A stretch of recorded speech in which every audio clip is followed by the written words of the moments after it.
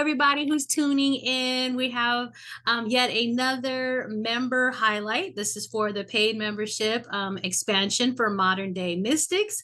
And this month we have the lovely Jazz is going to be introducing herself to us and giving us a little information so we can get to know her a little bit better as one of our beautiful members of our group. So I'm going to ask the same questions that I always ask our members for the month. And so the very first question is to let everyone know who you are. So I'll go ahead and let you do that. Okay. So my name is Jazz. I am, I have been a witch for, I guess, as long as I've known what one was, I guess, or even when I was little, you know, kind of like, oh, I want to do that. And then it's like, oh, I am that. So I've always had that sort of spiritual lean. And when I was sort of old enough to make, you know, good decisions in my life, you know, started to follow a pagan path as more as a practice. Less as a religion, more of just a practice. So I don't consider myself Wiccan or any affiliation per se. I just call myself a witch for the most part. And let's see. I'm a Reiki master, and I have a little Etsy shop that I put on hold once I got sick, but that's kind of beside the point. Siobhan and I actually met in a witchy entrepreneurs group, a spiritual entrepreneurs group. And that's how we came to get to know each other and be in the same circle. And let's see, what else about me? I know there's other questions. So I don't delve too much into all that and have everything all up at front. I'm a mom. I have a 15-year-old kid. They're gender fluid, so they're my kid. And they're great. I have 2 dogs. I have a husband. I love to travel. I love music. I love tattoos. I love art. I love joy. You know, I love my life. It's all good. So awesome. And we love your energy. So thank you. we love hearing all about you because we just love your energy. I did want to ask, though, since you mentioned your Etsy shop, what did you sell? What kind of things did you have like on your Etsy shop? My shop was called Nesting Witch Place because I love plays on words and puns and alliterations. So,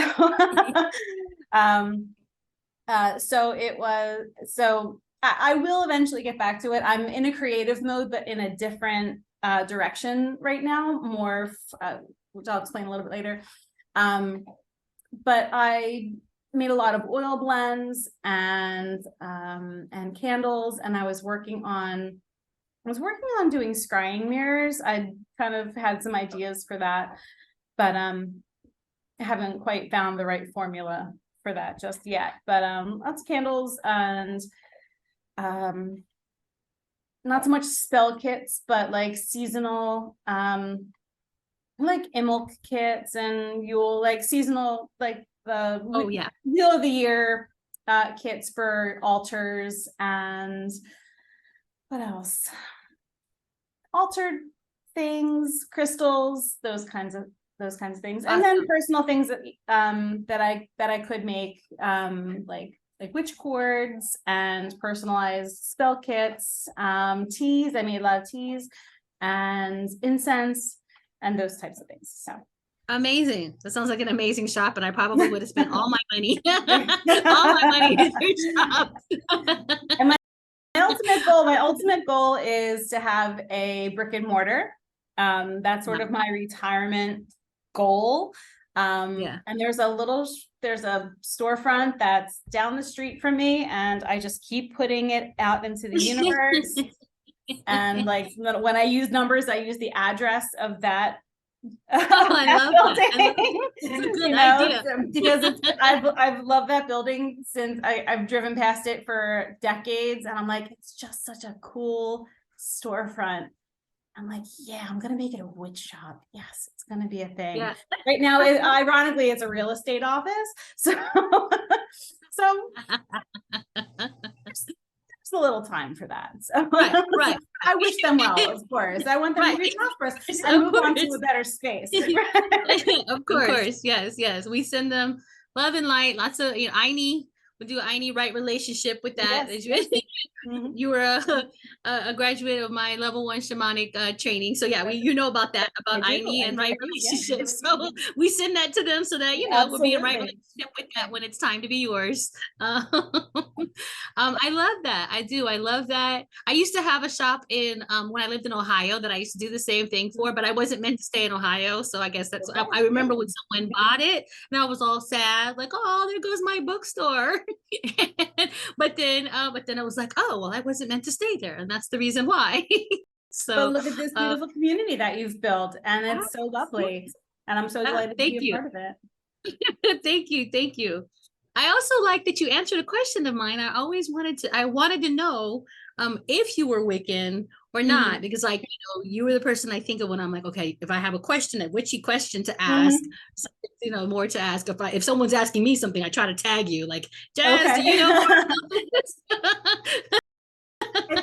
I think when I was younger and I learned, that was, I mean, because I came from like I did not come from a religious household, but my father was Catholic and I went to a Christian school growing up, at least until 5th grade.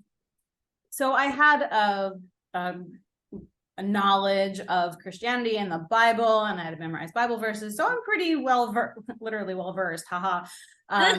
In Christian studies, I was raised that way, but it never sat right. I mean, I'm totally down with JC. I believe that he had a great message. I don't necessarily believe that he was the Messiah per se, but I believe in the message, and I think that his work is wonderful, and that he brought amazing things to the world. And but he's not my numero uno. That's all. So me too. Me too. But as far as the great teachers go, Jesus, Buddha, Muhammad, Allah, I am a believer in world religions and world faiths, and that it's all different aspects of energy, and different cultures just give it a different name. That's something my grandmother always said, even though she was a little Mexican Catholic woman, but she taught me that growing up. So that's how I always saw the same energy, just moves around and says different things to different people and appears in different forms. Message comes out of different mouths, but it was the same energy in all.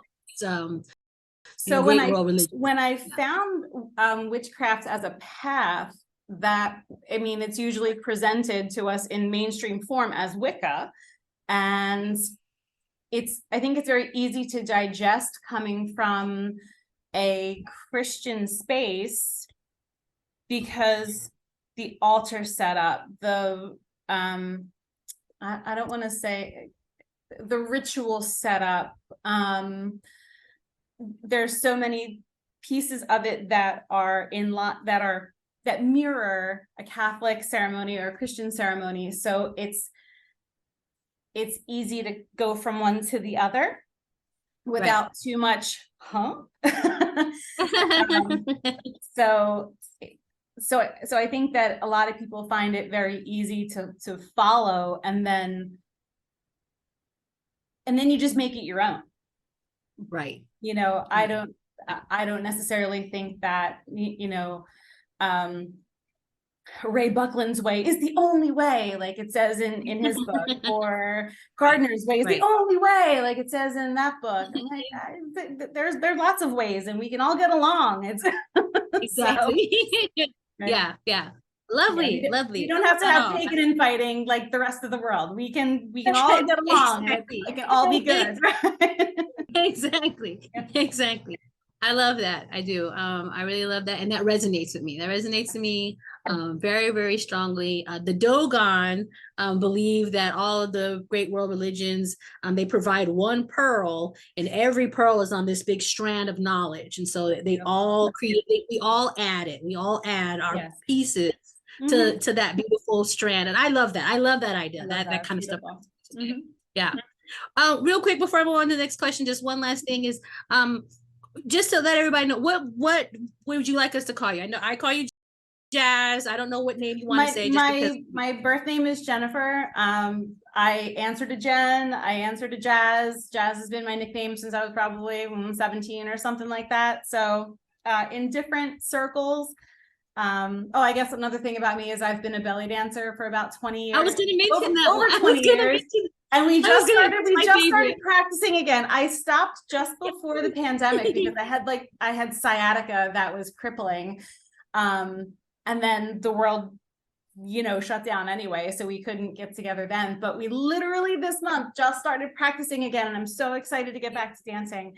So, so my body is feeling great, and I'm very. I mean, I have to start doing some yoga too. Yeah. I'm relearning some things, but it's all good. I'm delighted to get back to dancing. So awesome. Yeah, she does a lot, guys. And just so you know, in membership, if you're in our membership, the name that you'll see is Jazz Jennifer Alexis, and so that's who you'll see her by. But I didn't want to call you Jazz if you didn't want me to call you Jazz during the video. So okay. That's making sure. In my professional, circles, it's Jen. My family calls me Jen, but most of my friends and everybody else in the entire world calls me Jazz. So okay. Awesome. And she also drums, you guys, and she also makes wonderful, awesome things for Renaissance fairs, and she's such a Renaissance woman herself. So I just throw that out there. I did start going back doing some yoga for myself also because I want to start belly dancing again, and I was watching some of the at-home videos because I don't have a group right now.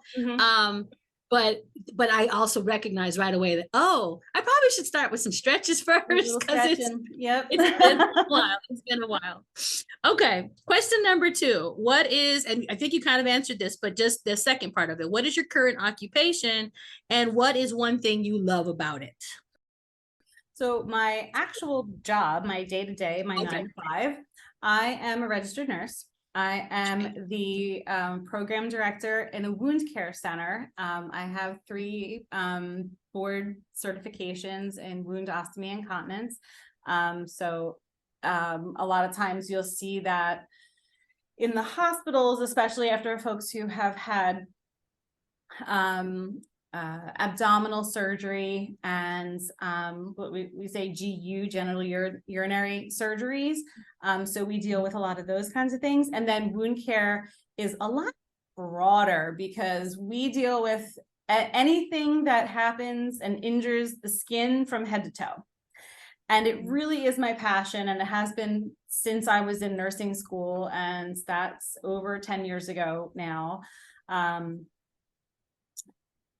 And what I love most about it is that because I work in a center, in an outpatient office, we see our patients weekly, and some of our patients we do hyperbaric oxygen treatments as well. That's usually the treatment for when deep sea divers get the bends, right? Or decompression sickness. But it's also very beneficial for things like diabetic foot wounds, radiation injuries, bone infections, osteomyelitis, crush injuries. And so they come every single day for about 6 weeks. So your patients become family. You get to know everything. You get to meet their family members, and you get to see them heal from the minute they walk in until the time that they're discharged, and you just get to see them elevate You know, they come in at their worst, and then when they leave, they're literally walking on a cloud. I'm like, I can't believe this is over. It's done. You guys did it. You helped me. And just to see the progression and to see the healing, that to me is what I live for. I love it. That's my favorite part of my job. My favorite part of my job is when I tell people they have to leave and they can't come back. They don't need to come back. Yeah, and I will miss them terribly, and we're always there for them, but it's time to go and hang and get back to your actual life and stop hanging out with us. So That's but it's great to be a part of that journey for people. I love it. Yeah, I can imagine, as someone who has had to do extensive healing myself in different and have that personal touch, the people that care, the people that you become attached to. I totally get that. That's beautiful. Okay, so question number 3. This one is one of my favorite questions. What is the last book you read, or any book that you recommend? There's I recommend every book on my shelf because I'm a book person. I love books. When I was so for those of you that know me, if you know, you know, but if you don't, so I last fall, pretty much my favorite time of the year, spooky season through New Year's, I was diagnosed with colon cancer, and I had to have surgery and chemotherapy, and I just got cleared, and I get to get my port out, and I'm super excited. And at that time when I was home, I had a lot of time on my hands, so I was watching a lot of movies, and I was reading, of course. And one of my favorite authors is Dr. Cindy Brannon.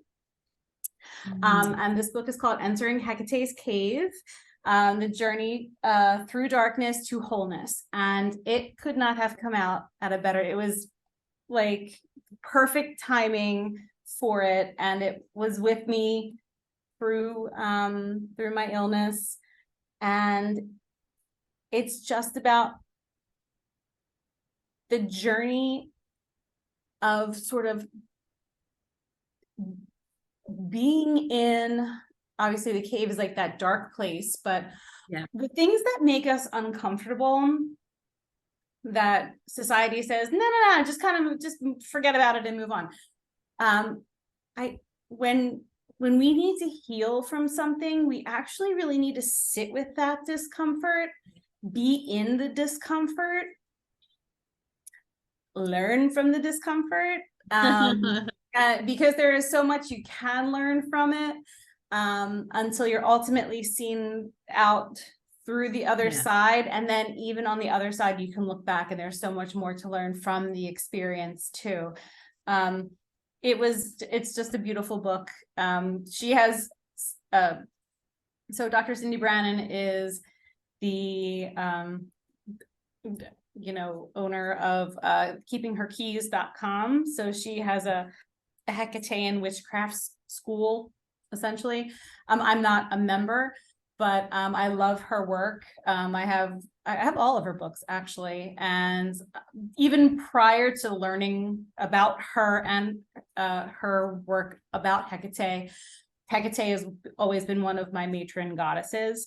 And strangely enough, I had a friend, and I did not know this, like I knew about Hecate and I understood her energy, and her energy resonated with me. I had a friend gave me this pin, but I didn't know what it was. And he had like a patch and a ring, and I was like, all right, well, this symbol clearly means something. Okay. And I never really thought about it. And my friend was over and saw the pin on my table, and she goes, oh, I know what that is. And I said, what is it? And she's like, wait, you're the witchy one and you don't know? I'm like, I've never seen it before. Like, I've not seen it. And it was a strophalos, which is Hecate's wheel. So it was just so fascinating to me that he was like, you need this. And we had never had a discussion about Hecate, and we had never had we had spiritual conversations, but her name was never brought up. It was just, you need this. It's like, okay. And it was strange to hear, like, it was just how the energy, kind of came to me and was like, okay, you're here now. We're going to do this. So. Right. So it was really great. And then, and I did start to do, even prior to my illness, I was doing a lot more work with her, and found her to be a really great sort of, I wouldn't necessarily say companion. She's not really a companion energy. She's kind of like, oh, what you doing? All right, I'm gonna let you figure that out, and then be like, right. okay. You know, right. So definitely more like, you know, oh, it's hard to put it, not necessarily matriarch, not necessarily mother hen, but I think she's the goddess of F around and find out. So yeah. I like that. Yeah. So we get along very well. yeah. Gotcha. Totally understand that. I like that. I like that a lot.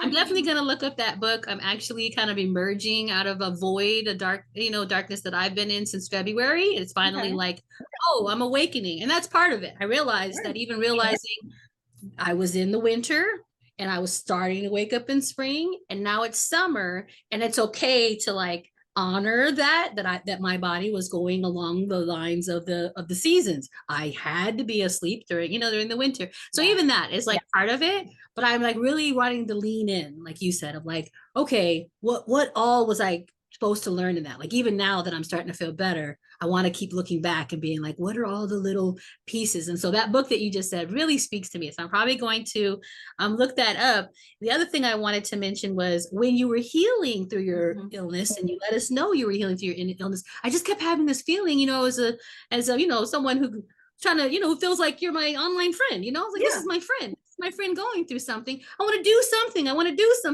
something. So I kept like being like, okay, can I take a journey now? And they just kept being like, nope. And I'm like, okay, I'm going to take a journey now. And they kept being like, nope. And then I was just like, well, I want to help. I want to do something. And they were like, she has to sit with what she's going through. And then you just described it perfectly. That's exactly what they said. They were like, nope.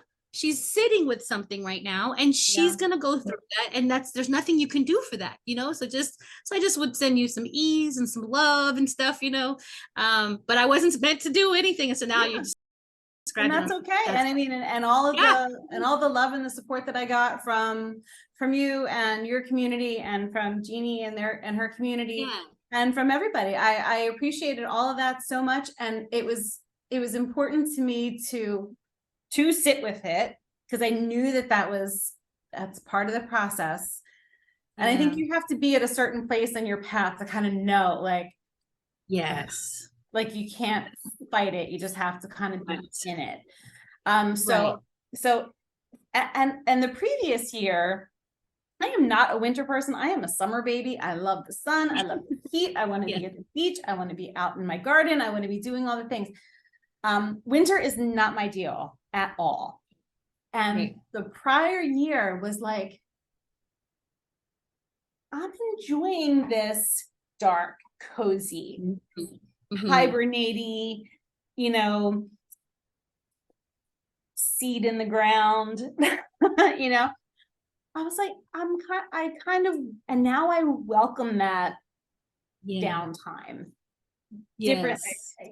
So I can kind of like sit with whatever I need to sit with, you know what I mean? And it's a good creative time for me too. I like to knit. I like to sew and do those kinds of things. So that's a good time for me to just kind of get some mental, play catch up with some things that I need to do. And it lets my hands be busy and still be creative, even though I don't have to be out and doing all the things. So I can still do the things, but I can be, it's our quiet time now. Shh. So little cozy. Right. I love it. And I'm learning that that's actually very feminine. And these are the things that, I'm working with more of that feminine energy, more of like ushering in. I'm I feel called to help usher in this like new reemergence of like all things feminine, new reclaiming of all the feminine. And I'm like, oh, this is part of that. just sit and be sometimes. By the way, your tattoo is gorgeous. You keep flashing it in. It's like, oh, look at the colors. That is beautiful. So this was a it had been brewing in my head. Alphonse Mucha is one of my favorite artists. I love Art Nouveau style. And I found an artist who's right here in my backyard. She's actually from Bensalem, and she and her partner started a little shop. So when I reached out after my chemo was done, I was like, okay, I'm going to treat myself. Time for some ink therapy. And I knew that I wanted this Alphonse Mucha inspired, Art Nouveau inspired lady with peacock feather, like, you know, so I kind of gave her my idea. And she was like, I love Alphonse. She's like, I have an Alphonse Mucha tattoo. I'm like, no, we totally nerded out about art and Art Nouveau, and you know, oh, it was, we really, really clicked. And when I was going to my sessions and getting it done, she and her partner are totally into music, and they would always have great music on, and we would talk about movies, and they would put great movies on. And the last session was great. They had this, she had this amazing playlist on. It was just her and one other gal in the shop, and then they left, and we were just talking about the music that was on, and they were playing Judas Priest, and we were just like rocking out. I'm like, oh my gosh, did you see? And then we were talking about, did you see the Rock and Roll Hall of Fame induction, the most recent one? Because Judas Priest got inducted, and so did Dolly Parton. And you have to, I said, look, you want somebody to look at you the way Rob Halford looks at Dolly Parton, because it is absolutely precious. So we watched it, and she was like, this was so amazing. Thank you so much for sharing this with me. So we had a really great, she was really great to work with. Her energy was great. Her art is beautiful, and I couldn't be happier. All of that energy that you just said, I got goosebumps. All the energy you just shared. See, I could feel that in the art on your arm. I could feel all that. That's awesome. That's awesome. I went to a lot of my college. I did go to college a little bit in Ohio, but a lot of my college experience was in New Jersey and in Philadelphia. And then your energy just makes me miss. How are you local? I was. You're holding out on me. I think I mentioned it one time to Jill, because Jill's in, you know, Pennsylvania and stuff like that. She studied the same thing, you know, I studied, like we have a lot of parallels too as well. So I mentioned it one time when she said it, but I usually, you know, I just was keeping quiet because I just sit there and I listen to you, and even just your energy, and it makes me miss out there. Just there's a certain feeling, you know, of the people out there, and you know, even like the things that academics, that at least the ones that were my friends, you know, the cool kids, you know what I mean, that we gravitate towards, that we like hold near and dear to our hearts. So I just listen to it. I'm like, yes, that's that energy that I just now I'm in Cali. Now I'm a Cali girl. I got a Cali dog. I used to live in San Diego, so I feel some Cali energy myself. We just switched. We just switched places. That's awesome. Okay. All right. So there you go. Okay. Number 4, what is a fun fact about you that other members in the group might not know?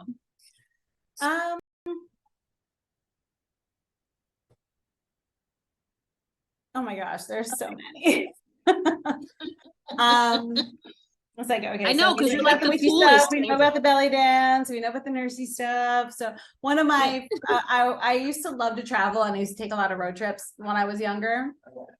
And one of my favorite pieces of that was, we were at the Grand Canyon, and I got to, it was always one of my dreams to just sit on the edge of the Grand Canyon and let my feet just dangle. And I got to do that. It was so it was a bucket list moment. I have a picture of just my feet hanging over. Nice. I don't think we can do that now. I don't think so either. Years ago. But yeah, that was one of my favorite moments, I think, from. That's cool. It's one moment that definitely stands out for me. So right. Yeah. So how many of you guys can say that you got to do that? Dangle your feet over the edge of the Grand Canyon. Cool. See what I'm saying? The cool kids. What are the cool kids? That would give my husband a heart attack, but would totally be something that I would have wanted to do. He's always telling me I'm giving him a heart attack. Okay.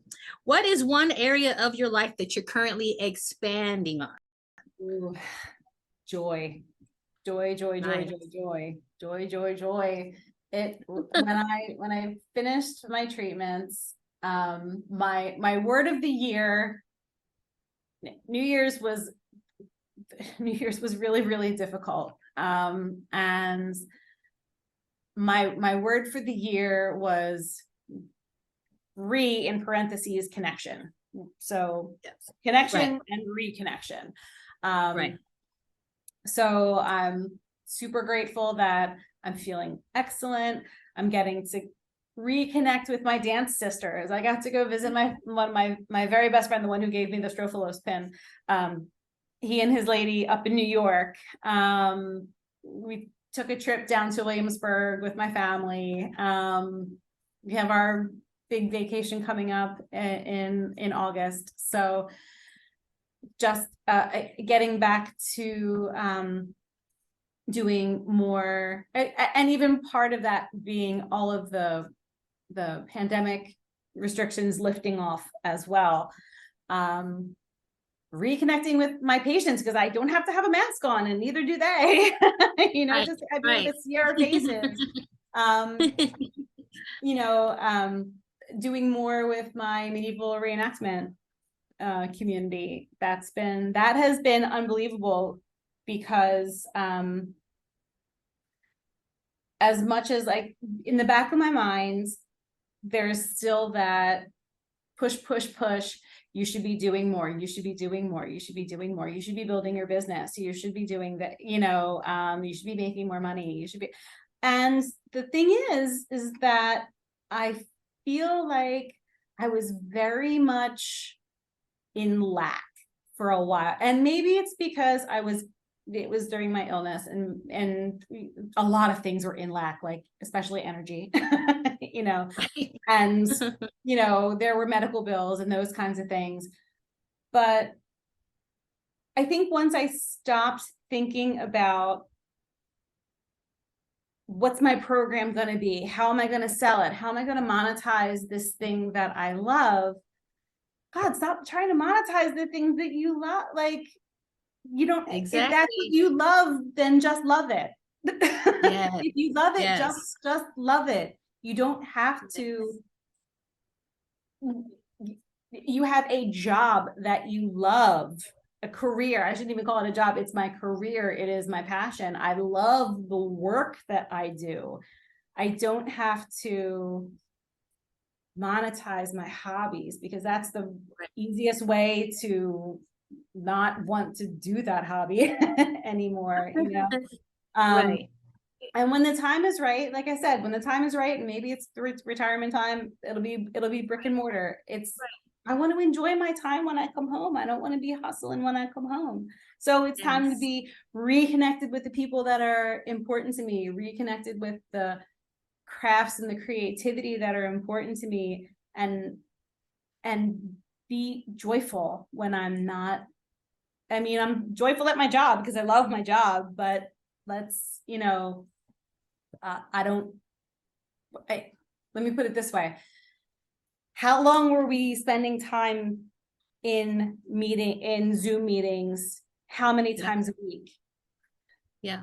I can't Right. do it I can't do it 5 nights a week, because I can't, it does not spark joy.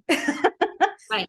I need to go do the things that spark joy. Yeah. So, and that's what I've been doing. And that's kind of where I've been. So, and I've been doing, and I've been teaching and doing things. I love to teach. So in one of my big hobbies is doing medieval reenactment. I'm a member of the Society for Creative Anachronism. So our big event is coming up at the beginning of August. And at the 100 day to the event mark, it was like, well, it's almost time for Pentic. It's 100 days. Let's start making some garb. So I've been teaching people how to make medieval garb. We've been doing like tunics and dresses and pants. And I did I did 3 workshops and then repeated it. So I took 6 Sundays to do those workshops. And people were like, this is awesome because we never get to do that. Yeah. And it's needed. And like, you know, hey, I'm not the best, but I'm going to show you what I know. And, you know, I will give you resources that you may not have had. Here you go. You know, ask me any questions. I will help you pin. I will help you hem. I will help, you know, I will help trace, cut out, measure, whatever. So to be in service in that way is very rewarding to me too. So exactly. And powerful. And like I said, a reclamation of the feminine, because Indeed. Same thing. I had to pull way back from like business and strategy and marketing and trying to figure it out and trying to push. And I had, that was part of the darkness I was in. I broke. Like I was push, break. And then it was like, I couldn't do it since February. I was like, every time I wanted to go and do certain things and put energy towards certain things. And like you saw that even in the membership, I had to say, hey, I'm in having to pull energy away from certain things that are making me stretch too thin and going too crazy. And it was like, I just have to like, I got to rethink and figure out what's going to be still around when I come back. But for now, I'm just going to turtle shell. I'm just going to kind of go within, because like you said, it was starting to become not fun. It was starting to give me tons of anxiety. It was starting to make me, oh man, I didn't make enough money. When really, like you said, did you have fun? Was it the things that made you happy? Did you see smiles on other people's faces when you shared with them? You know, those are the important things.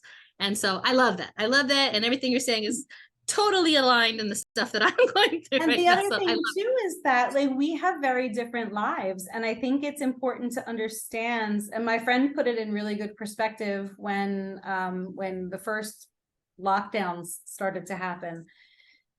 Not doing enough itis, you know, really set in like, oh, this is the time I have that big fabric stash. I should be sewing. I should be doing this. I should be doing that craft or learning this hobby. I got people doing this and they're like, and my friend said, they don't have a job to go to. They need something to do. You have a job. You have a job in healthcare. You need to give yourself a break. You don't need to do anything additional because you are doing more than enough. So, so understand, like, don't do the compare and despair because you are working. They're not, or they're working from home. Like their thing has shifted. Your job has stayed. You get up in the morning, you go to a physical building, you see physical people, and you do the thing. They're at home with no place to go. Understand. So it was a very aha moment that, you know, the worker in me respects the worker in you, and that our work is different, but it's still work. So exactly. Messages come out similar, but you're right, they are different. And when I first started my business, and it, you know, what really going for making it into a business, actually turning, it wasn't my beginning of doing sessions and services for others, but when I first made it into a business during the pandemic, and I was homeless, and I've talked about that, and I was living out of my car and all of that. And there was more of that need and necessity and the survival, you know, basic needs and survival mode. But then I manifested a lot of things that made it to where I didn't have to do that. And I think that's what the lesson was coming from, of just like, hey, you slow down. You forgot those things you were working for. You have them in place in a way that you don't have to bring in the dollars right now. You can have a break. You can have a moment of rest. It's taken care of. It's taken care of for you. And so, you know, take that in and take the gratitude and give yourself a pat on the back for bringing that in, and enjoy it for a little while. So I totally get that. Okay. Last but not least, my absolute favorite question on this list. If you could give any advice to your 20-year-old self, what would that be? I think that my advice would be that your worth is not contingent upon somebody else's ideas of you. I got married the first time really young, like I was 20 or maybe almost 21.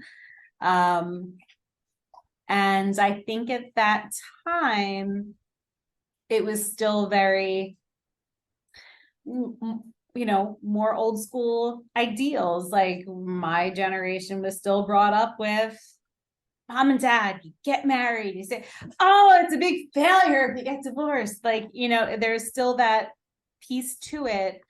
And,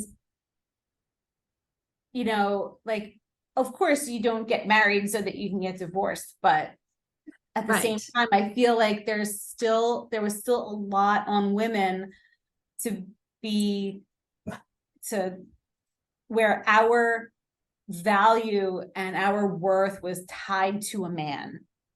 Yeah. And if you weren't married by the time you were X age, not that we were going to be spinsters or anything like that, it wasn't that time, but it's those beliefs from that generational trauma from our grandparents and our parents that was still there. Yes. Those ideas were still very present and still very active in society at the time. So now, I am remarried, and we have a sort of unconventional arrangement. Like when we got married, we had our own houses still, right? We came with our own real estate. And he lives an hour and a half away from me. But it works. I love him nonetheless. We've known each other for 20 years, and I love him as much now as I always have, and we talked about, well, how do we combine our households? And then he has a sister who lives in Illinois. So he's like the only child that lives 3 miles from his parents. I live 3 miles from my mom, and she was getting her knees done, and dad had to go in the hospital, and mom had a fall. I'm like, listen, we just got to be here because we are supporting our parents, and then in turn they support us still too, right. But I said, I think we have to stop trying to break our brains to figure out how are we going to be together. I was looking for work where he is. He's not really, I don't live in the city, I live in the suburbs, but I'm very close to like a toe outside of Philadelphia. He wants more space. He lives in a more rural area, and I couldn't find work near him. I could find nurses of an RN on the floor, but I would hate my life, doing the work that I love. I was getting a promotion. Like, I think that I'm just like, let's just kind of tune in and see what's what and see where this goes. And it works for whatever reason, it just works. So, sure, I miss him terribly when he's not here, and things would definitely be easier sometimes if he were. And he says it to me, he's like, it would just be so much easier if you were up here sometimes. I'm like, yeah, I feel the same way. But neither one of us resents that in our relationship. And here we are. So, and the funny thing is, he's like, so when my parents die, what do you want to do with the property? Because they have like 20 acres. I'm like, retreat center, baby. I said, it'll be perfect. Yes. I love it. So that's my so that's the running joke. I said, maybe it's not a joke. I said, we'll have to see what's what. He's like, it could work. So I like it. I'd be there.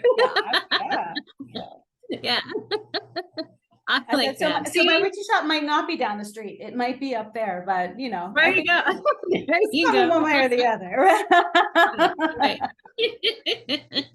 I like it. I like it a lot. See what I'm saying, guys? One of the cool kids. So that's it.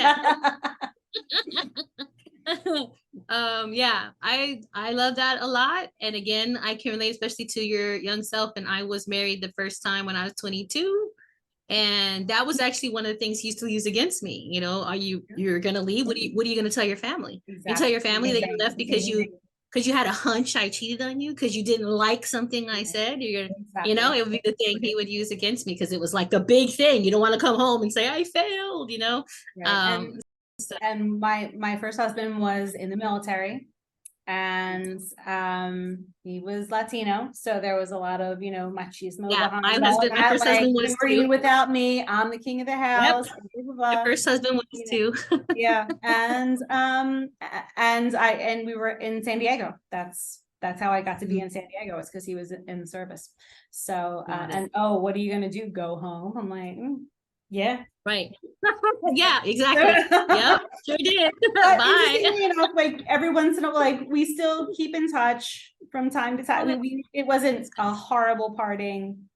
We're not in each other's lives, but it's like, you know, we'll send each other a happy birthday, or thinking of you. Oh, I heard this song. Remember these days? Blah blah blah blah. Like, you know, there were plenty of good days. It was just not a good connection. That's all. Got it. Well, that's good. That's fortunate for you. Yes. Mine's blocked. Yes. Mine's blocked on social media and everything. My son will tell me every now and then, oh, you know, Dad said hi, and I'm like, tell him I said nothing, because I don't. Exactly. We don't have to talk like that, and there's nothing down to a read. It's right. Right. Yeah. My son turned 18, and it was like, I don't have to deal with you anymore. Great. Oh, I love this.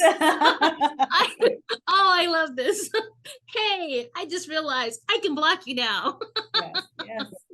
So that's how that was for me. But I'm really glad that you were able to have a different connection. So that was lovely. I love that advice. Very, very good advice for a lot of us, especially girls and women, 20-year-olds, you know, to not have to live by other people's standards and other people's ideas of you.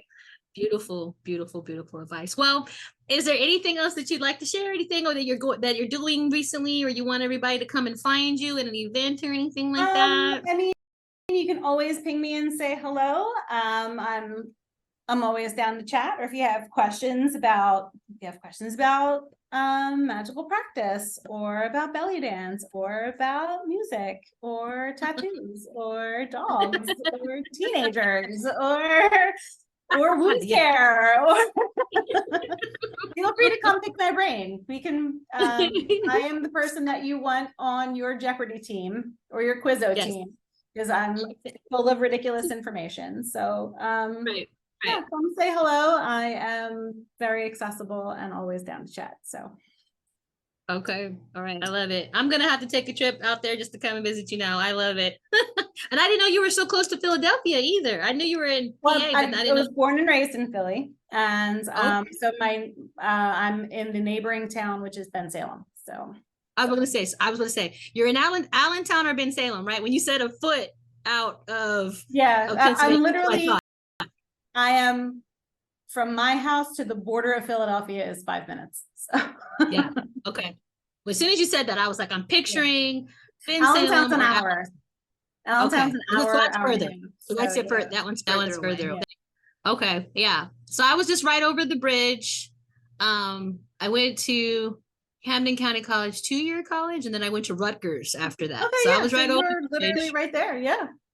Yeah. And then I moved into Philadelphia, tried to find a place. I stayed with my ex-partner's family for a long time, trying to find a place to stay so I could stay out there. And I just couldn't find a place. Right out of college, it was just like, I can't find a place. And then I had my son. So my time was narrowing, and that's how I ended up in Ohio. My mom was like, it's real easy. You get a lot of property, way a little bit of money. Probably, you know, the city is expensive. I'm not gonna lie. And it always has been, especially with regular taxes, city wage taxes, all those things. Philly, it's a shame. Philly is a great town. It gets a really bad rap, but it's once you kind of get to know the city, like downtown, it's so diverse, arts, restaurants, so many really great things, it's great music culture, great arts culture. But yeah, it's very expensive.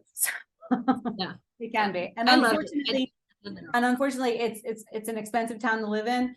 And by comparison, it is also one of the poorest cities too. We have a lot of there's a lot of poverty in Philly. And one of the big problems that is the opioid problem. It's ground zero. The neighborhood that the hospital that I work in is literally ground zero. So it's really very, it's really, it's heartbreaking. Especially knowing like that's where my dad grew up, and now it's zombie land. So it's heartbreaking to go through it every day. And we treat the community, and we want to help, and it's a hard community to hard population to earn their trust, and and keep them accountable for their treatment and stuff too. So right. But we sure work hard. We sure work hard to try to do it. So but Philly is otherwise a great town. I love it. I lived in San Diego, I lived in Honolulu, I lived in Jersey for a little while too. I always come back here. I did love it. I love my friends that were out there, even though I was on the other side of the tracks. A majority of all my friends were in Philly. My partner was from Philly, from North Philly. And but we stayed a lot with, all my friends, like we either went to Temple or Drexel. That's what I mean. Like, oh my God, they were all academics, and they all were like really cool to me. And we all talked about really cool stuff. And we had parties where we like brought our own dishes to the party so that we could like limit the amount of trouble for the hostess and stuff. We just did stuff that we cared. And I had some of my favorite Philly thing that I always brought that people always noted was one of the things that and I'll still do it, is when I was young, in my 20s and going out to clubs or whatever, like when we would leave the clubs, all right, call me when you get home. Yes, big time. When you get home. Just ring me just ring me one time. When we all had landlines, just ring me one time. And when I lived in Hawaii, our friends were over at our place, and they lived in a different section of the island. And I was like, okay, ring once when you get home. And they went, what? I'm like, when you get home, just ring our phone so we know you got home safe. And they're like, oh. That's how my friends were in Ohio too. When I moved to Ohio, and they were like, she wants to mother hen. She's always mothering us. She gets so worried if we don't let her know we made it home safe. That's what we always did that. Even now it's just like a little text, home or safe, whatever. Right. Yep. I love that. Okay, well, thank you so much for hanging out with me. This was delightful. Thank you so much. And I have kind of a rough week this week, and I'm like, I don't want to push it off, but I really kind of want to bag it. And I'm like, you know what? No, I'm going to do it. I hate when I push things off, because I always regret pushing the thing off. I'm like, let's do the thing. So I am 10 feet higher than I was earlier this afternoon. So thank you so much. Thank you for the opportunity. I know I haven't really been on the other Zoom calls and stuff like that. So it's always delightful to see you. I love your energy, love your face, everything. So, and I'm looking forward to wintertime when we're kind of in downtime, so I can do shamanic level 2. I'm super excited for it. Yeah. Yeah, me too. I'm excited. But yes, thank you. I almost put it off too, but I just was like, I really want to see Jazz, and I really want to do this, and I think it'd be nice. So let's just do it, and then I can take a nap afterwards. Right. I'm gonna go and do some more sewing and watch a movie while I hand sew and do that. So yeah.